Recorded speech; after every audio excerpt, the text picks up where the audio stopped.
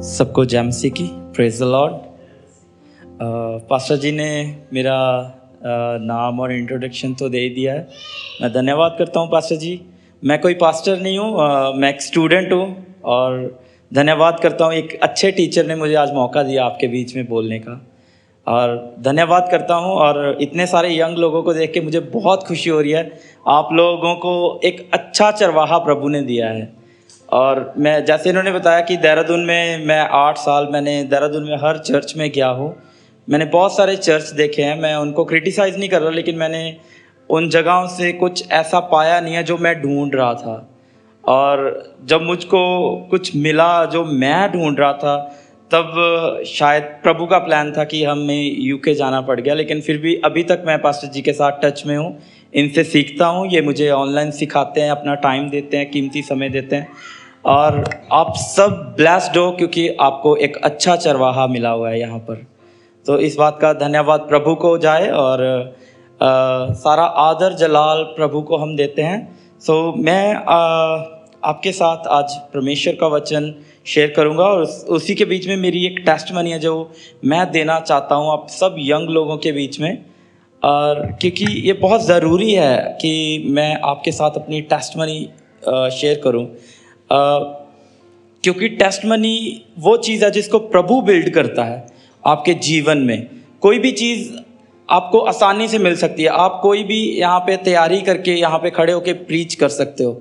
आप कोई भी एक दिन पूरा बाइबल से निकाल के वर्षों को उसमें बोल सकते हो आप यहाँ पे खड़े होके। लेकिन टेस्टमनी वो है जो जिस जगह से प्रभु आपको लेके आता है, जिस स्थान से, जैसे भाई ने बोला कि चाहे मैं घोर अंधकार की जराई से होकर क्यों ना निकलूं, ऐसी जगहों से जब आपको प्रभु लेके आता है, आपके पास एक्सपीरियंस होते हैं, आप प्रभु को ज़्यादा एक्सप्लेन कर सकते हो, थोड़ा और ज़्यादा, कि हाँ प्रभु ने कहाँ कहाँ मेरी सहायता करी, किन जगहों पे मुझे संभाला और कौन कौन सी ऐसी जगहें थी जहाँ पे मेरा निकलना कठिन था, लेकिन प्रभु ने वहाँ पे अपना हाथ बढ़ाकर मुझे निकाला। सो मैं अपने जीवन के बारे में बताना चाहता हूँ, और उससे पहले मैं बताना चाहता हूँ कि मैंने सचमुच यहाँ पे प्रभु की प्रेजेंस को फील करा है। क्योंकि थोड़ी देर पहले जो भाई वर्शिप कर रहे थे, उन्होंने जो कप की उदाहरण दी, वो फुटस्टेप की, वो मेरी टेस्टमनी के साथ रिलेटेड है। पास्टर जी ने यहाँ पे आके मैं आपको अभी अपनी वो टेस्टमनी का पार्ट नहीं बताया, लेकिन वो जो गाना इन्होंने गाया, तूने सींचा लहू से ताकि आए हरियाली, वो मेरी टेस्टमनी का बेस्ट पार्ट है, जिसमें सच में प्रभु ने मुझे दिया है।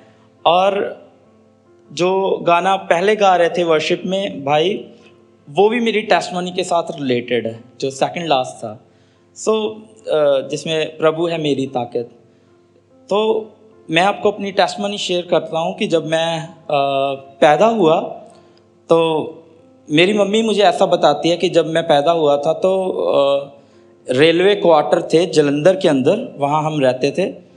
वहाँ पे मेरी मम्मी कहती है कि औरतें, मेरा जन्म फ़ैब में हुआ है। फ़ैब में आपको पता है ठंडी होती है, पंजाब में ठंड है। मेरी मम्मी को औरतें बुलाती थी कि आ जा, बाहर आ जा, अपने बच्चों को लेके, हम आग जलाते हैं, लोग सेकते हैं ना, ऐसा कुछ। तो मेरी मम्मी के पास कोई भी ऐसा स्टॉल और शॉल कुछ नहीं होता था मुझे लपेटने के लिए भी। हमारे पास बिस्तर भी नहीं होते थे। आपने किसी ने बोरियां देखी हैं सेबे वाली, उनको ओढ़ के हम सोते थे, हमारे पास ब्लैंकेट भी नहीं थे। तो ऐसे में, ऐसी गरीबी में मेरा जन्म हुआ है। मैंने बहुत सारी गरीबी में अपने दिनों को बिताया है। ऐसी गरीबी से निकलते निकलते जब मैं 5th क्लास में था, मेरे पापा की कहीं जॉब लग गई और हम वहाँ पे मूव हो गए।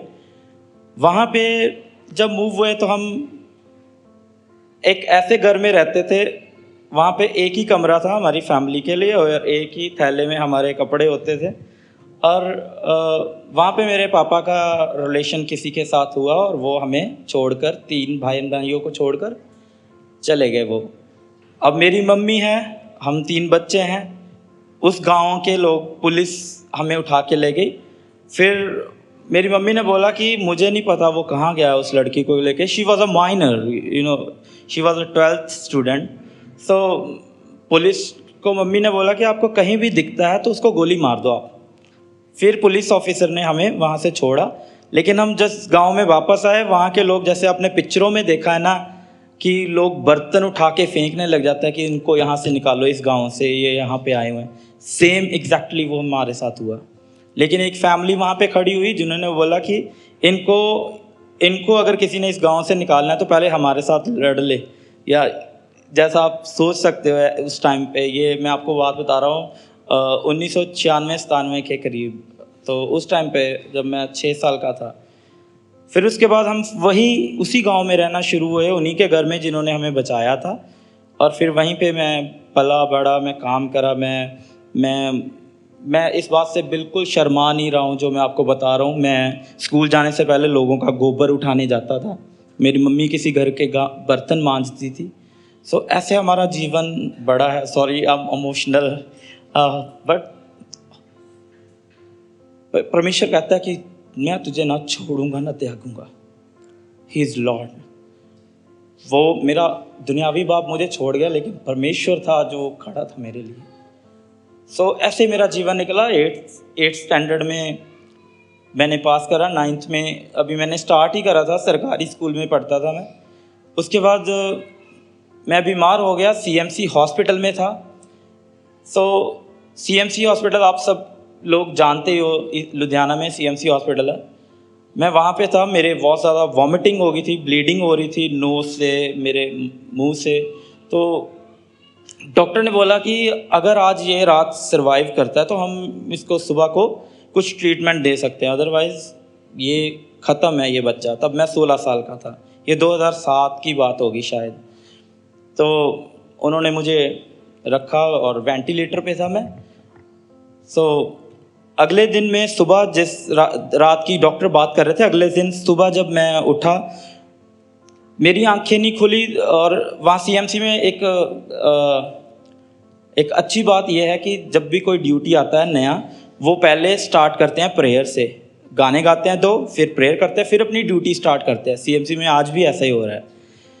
तो CMC में जब वो गाना गा रहे थे तो मेरे कानों में वही वर्ड पड़े जो पास्टर जी अभी गा रहे थे। तो मेरे को इतनी प्रेजेंस फील हुई कि गॉड तू कनेक्टेड है। वर्शिप, प्रचार, आज सब कुछ उसका प्लान किया हुआ है, मेरा प्लान नहीं है, पास्टर जी का प्लान नहीं है। ये परमेश्वर का प्लान है कि मैं आज आपके बीच में ये सब कुछ बांट रहा हूँ और सब कुछ कनेक्टेड है ऑलरेडी। होली स्पिरिट आपके बीच में है और वो आपको शेयर करना चाहता है जो आप आज लेके जाएंगे। सो मेरे कानों में ऐसी आवाज़ सुनी, वो बोल रहे थे, तूने सींचा लहू से ताकि आए हरियाली। अब मेरा लहू इतना निकल चुका था कि मैं बचने के काबिल नहीं था और वेंटी पे था। आपको सबको पता है वेंटी से सरवाइव करने में, निकलने में कम से कम 15-20 दिन लग जाते हैं। मैं 2 दिन में वेंटी से बाहर आके वार्ड में शिफ्ट हुआ और 6 दिन में CMC से मेरी छुट्टी होके घर चला गया। और मेरी पढ़ाई छूट गई क्योंकि डॉक्टर ने बोला अगर किसी बच्चे ने इसे ऐसे पुश कर दिया चेस्ट पे तो ये फिर से हो सकता है। मेरे लंग्स में बहुत ज़्यादा प्रॉब्लम्स हो गई थी। और उसके साल 2 जब मैं उठा तो मैंने अपना जीवन खुदा को दे दिया, क्योंकि I was a Sinner. Young age में मैं पाप करता था, मेरे ऊपर बाप का हाथ नहीं था, मुझे डर नहीं था। लेकिन उसी समय खुदा ने मुझे संभाल लिया, उसी समय खुदा ने मुझे उठा लिया। मैंने अपना पूरा जीवन खुदा को दे दिया। सो ऐसा मेरे लाइफ में हुआ कि खुदा ने मुझे वहाँ से उठाया। फिर मैंने लुधियाना मूव हुआ, तब मैंने क्रिश्चियनिटी को जाना, तब मैंने मसीह में अपना जीवन देना शुरू कर दिया। और उस टाइम से लेके आज तक। और उसके बाद जिस डॉक्टर ने मुझे बोला था कि ये चेस्ट को कोई पुश करेगा, तो उसके बाद मैंने जिम में 100 kg की पुश जिम में लगाई हुई बेंच प्रेस। ये प्रभु ने मुझे सामर्थ दी। सो ये मेरी टेस्टमनी है। आज मैं इंग्लैंड में हूँ और जब हमारे पास ऐसे घर में रहता था जिसकी छत से पानी छोता था जब बारिश आती थी।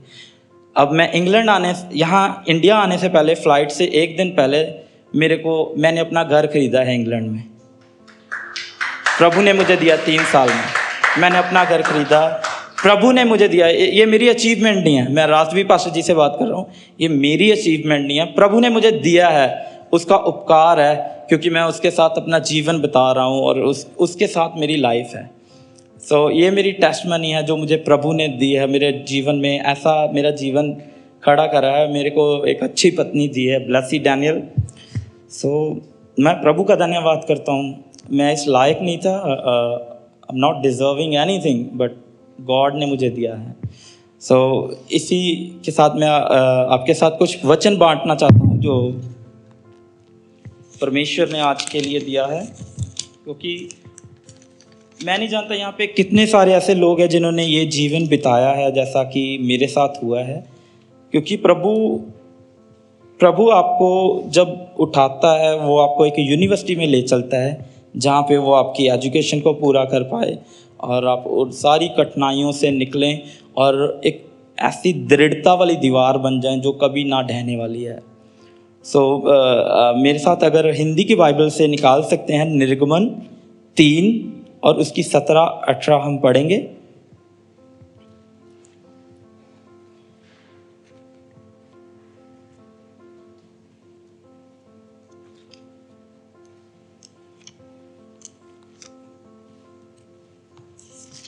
कोई मेरे लिए पढ़ सकता है please?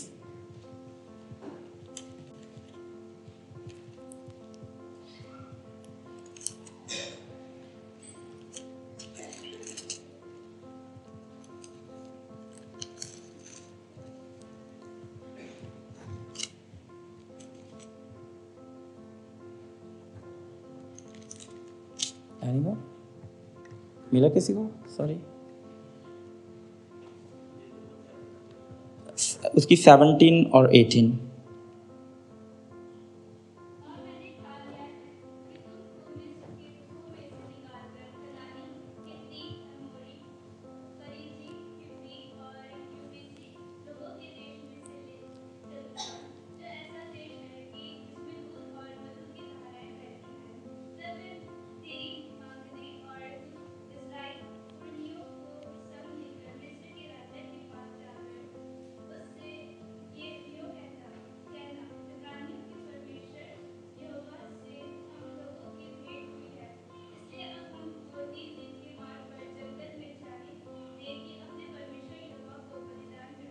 Thank you very much. So यहाँ परमेश्वर बात कर रहा है, आप सभी से, मुझसे बात कर रहा है। यहाँ पे वो कह रहा है कि मैंने ठान लिया है। सो परमेश्वर ने ऑलरेडी डिसाइड कर लिया है कि वो आपको निकाल लेगा मिस्र से। और वो मिस्र से जब आपको निकालता है, वो सबसे पहले आपको निकालने से आपको प्रॉमिस उसने किया है कि, और उसने ठान लिया है कि मिस्र के दुखों में से निकालकर कनानी, हित्ती, इमोरी, प्रिजी, हिब्बी और यबूसी लोगों से देश से ले चलूँगा, और ऐसा देश जिसमें दूध और मधु की धाराएं बहती हैं। लेकिन उससे पहले प्रभु ने आपको कहाँ पे बुलाया? उसने बोला मूसा को, तब वह तेरी मानेंगे और तू इजरायली पुरनियों के संग लेकर मिस्र के राजा के पास जाकर यूं कहना, इब्रियों के परमेश्वर यहोवा से ये लोगों की भेंट हुई है, इसीलिए अब इनको 3 दिन के मार्ग पर कहाँ जाने दे? जंगल में। ये आज हमारा टॉपिक है कि परमेश्वर आपको ब्लेसिंग देने से पहले, आपको कुछ भी देने से पहले आपको कहाँ पे बुलाता है? जंगल में। उसने मूसा को बोला कि जाके फिरौन को बोल कि मेरे लोगों को जाने दे, कहाँ? जंगल में। वो आपको पहले उस देश में जहाँ मधु और शहद की धाराएं बहती है, उसमें आपको लाने से पहले आपको वो चीज़ आपको उसने डिस्प्ले करके बता दी कि ये मेरा प्रॉमिस है कि मैं आपको यहाँ लेने आऊँगा। लेकिन उससे पहले तुम मुझे मिल कहाँ पे? जंगल में। आप सब जानते हैं, आप देहरादून उत्तराखंड से जो भी लोग हैं, आपको पता है, आप जंगल से बहुत ज़्यादा नज़दीक रहते हैं। यहाँ पे आप अभी यहाँ से राजपुर पे जाओ, ऊपर एक जंगल छोटा सा आता है। मैं अनीश, कितने लोग गए हैं उस जंगल में लकड़ियाँ लेने, कभी कुछ करने, घूमने। तो जंगल एक ऐसी जगह है जहाँ पे आपको ना बहुत सारा एक्सपीरियंस मिलता है, बहुत सारा आपको अकेलापन होता है वहाँ पे। एक तो अकेलापन है जंगल में, और एक डेंजर है जो वहाँ पे बहुत सारे एनिमल्स हैं, और आपको हर चीज़ से निकलना पड़ता है और स्ट्रगल करना पड़ता है। एक सर्वाइवल है, जंगल एक सर्वाइवल है। आपको इजीली वहाँ पे फूड नहीं मिल सकता, इजीली वाटर नहीं मिल सकता, आपको ढूंढना पड़ेगा। तो इजराइलियों को परमेश्वर ने कहाँ बुलाया है? जंगल में, कि वो सारी चीज़ें लेनी हैं तो पहले मेरे को आके मिलो जंगल में।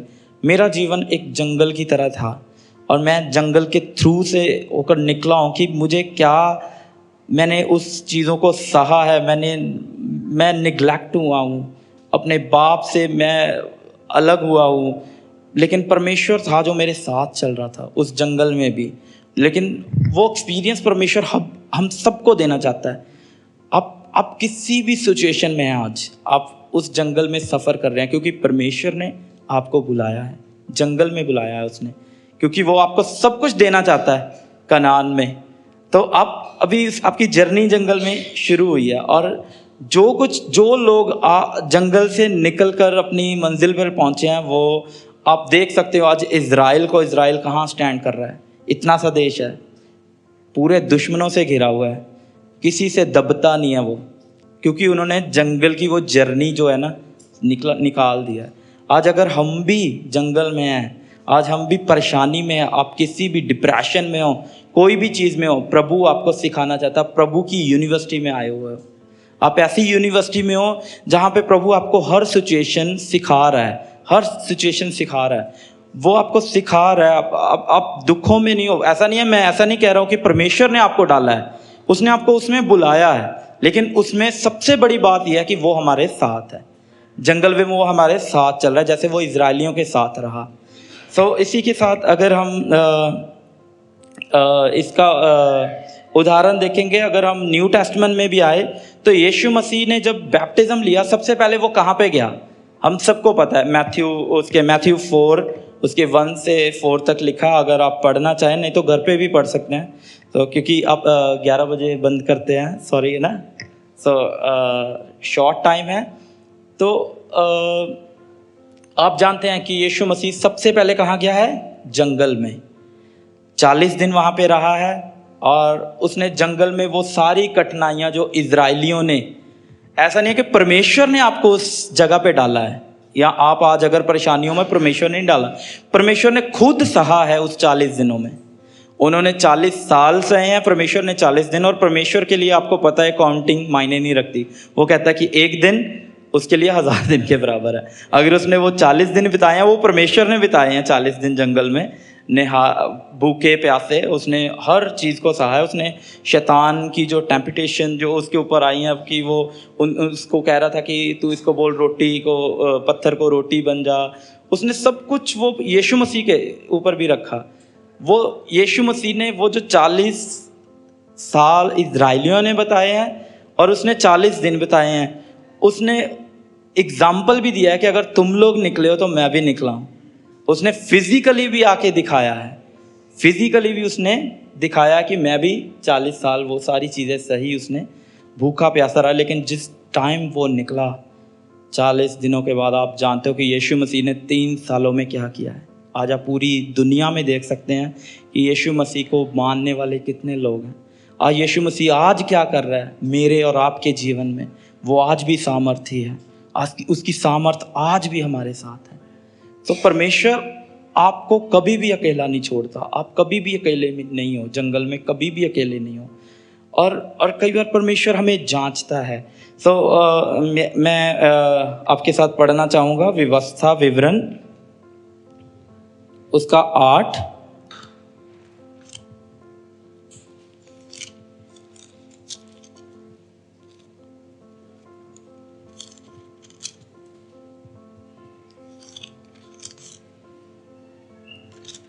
उसकी 2 से मैं पढ़ रहा हूँ, 8 की 2 से।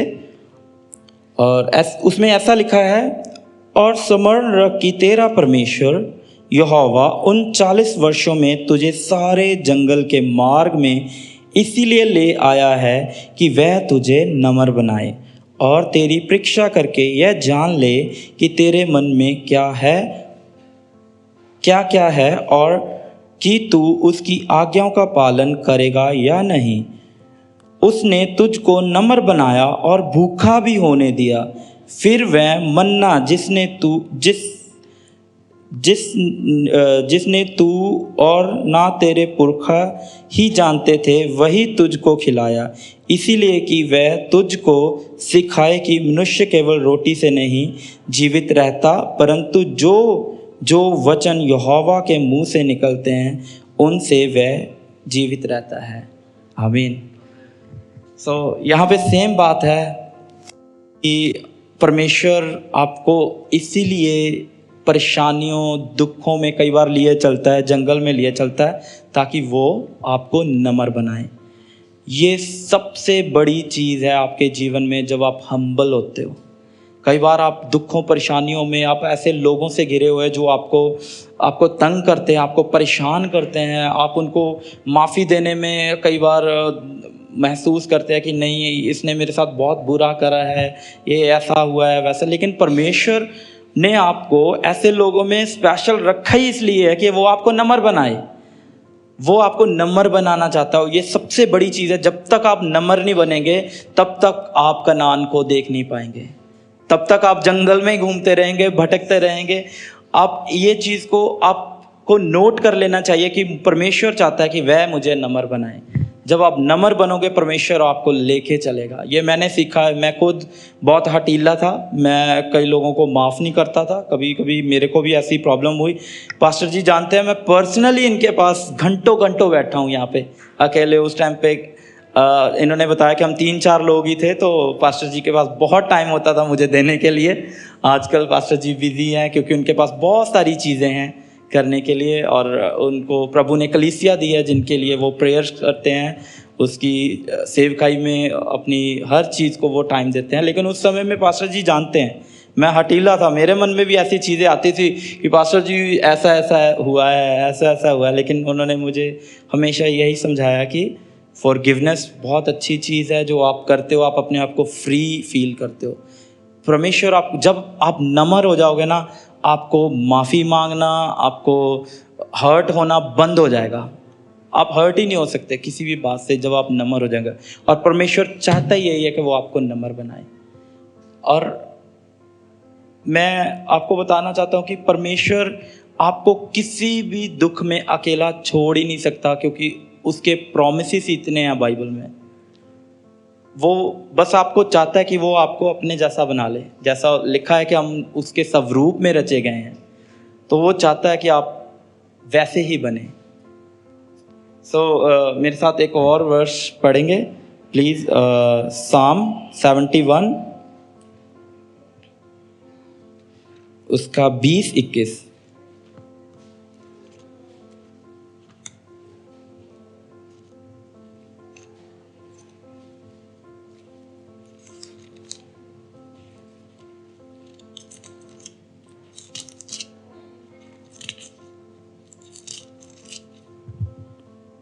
मैं पढ़ रहा हूँ साम 71 उसका 20 और 21।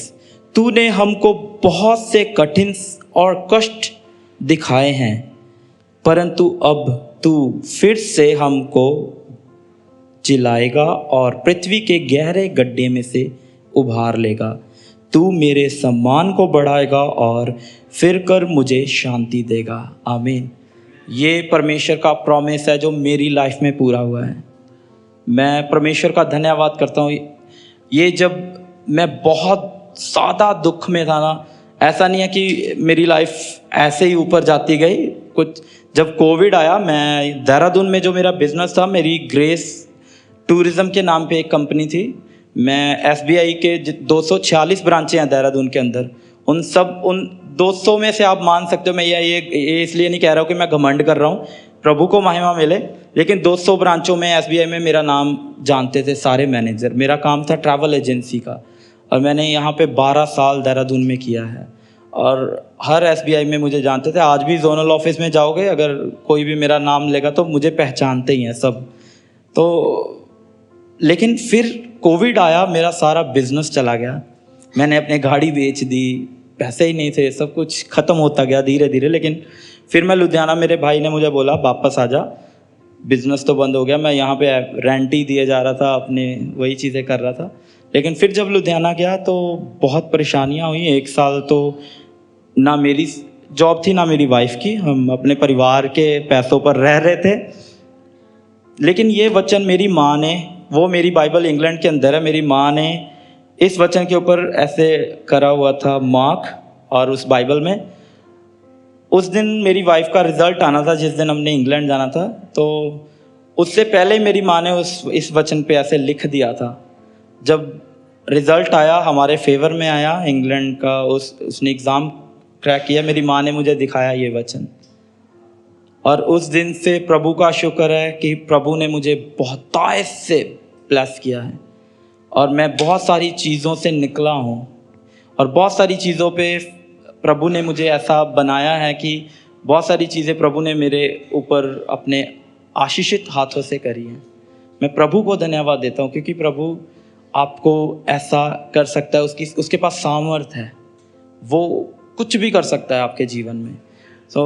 मैं एक लास्ट स्टोरी आपको ये बताना चाहता हूँ, क्योंकि ये सारी चीज़ें तभी होती है जब आप प्रभु को देखते हो। मैं लास्ट एक स्टोरी बता के आपको बंद करना चाहता हूँ, क्योंकि आप सब जानते हैं, जितने भी यहाँ पे बैठे हैं, सब के सब परमेश्वर के चुने हुए हैं, और परमेश्वर ने आपको बनाया है, और परमेश्वर ने आपको हर चीज़ से अलग रखा है, और स्पेशली इंसान को ऐसा बनाया है कि उसको एक विवेक दिया है, जिसको हम कॉन्शियस बोलते हैं। आपके पास कॉन्शियस है, गॉड ने जानवरों को नहीं दी है ये ना। गॉड, आपको एक स्टोरी बताता हूँ कि एक जंगल में एक शेर जो कि राजा है, जब उसका बेटा बड़ा होता है तो उसको वो कहता है कि अब तू नेक्स्ट किंग है, तो तूने ये करना है कि तू सबके लिए राजा है, लेकिन कभी भी जंगल में कोई इंसान आए उससे पंगा मत लेना। तो अब उसको क्यूरियोसिटी होती है कि यार ऐसी कौन सी चीज़ है, शेर एक राजा भी है लेकिन इंसान से डरना भी है, ये कौन सा राजा हुआ। तो शेर का वो उसको क्यूरियोसिटी होती है, वो ढूंढने निकल जाता है कि कौन होगा राजा। वो हाथी को देखता है, उसको लगता है यही होगा इंसान। उसको हाथी को बोलता है तू इंसान है, वो कहता नहीं मैं इंसान नहीं हूँ, मैं तो हाथी हूँ राजा जी। वो भी उसके सामने झुकता है। फिर वो जिराफ को देखता है, वो कहता है ये होगा पक्का, वो कहता नहीं जी मैं भी नहीं हूँ, वो भी उसके सामने झुकता है। उसको उसकी क्यूरियोसिटी और बढ़ जाती है, ऐसी कौन सी चीज़ आगे इससे भी बड़ी होगी जो मुझे उससे डरना है या पंगा नहीं लेना।